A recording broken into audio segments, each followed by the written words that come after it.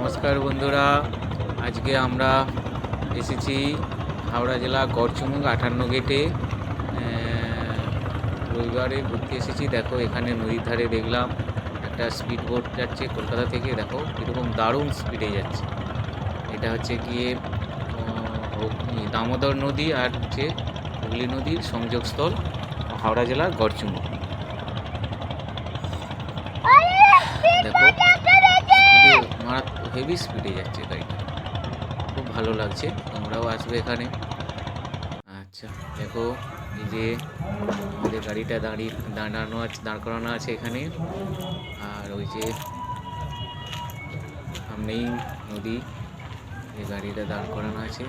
গাড়িটা দেখো, এখানে লঞ্চ ঘাট আছে, লাইন দিয়ে দাঁড়িয়েছে। প্রচণ্ড ভিড় আজকে পিকনিক স্পট, রবিবার না, প্রচণ্ড ভিড়।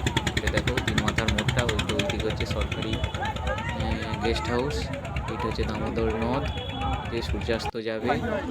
দেখো লঞ্চটা এসছে ঘাটে, লোক উঠবে বলে দাঁড়িয়ে আছে। প্রচুর লোক, সব ওই দক্ষিণ চব্বিশ পরগনা থেকে এসেছিল।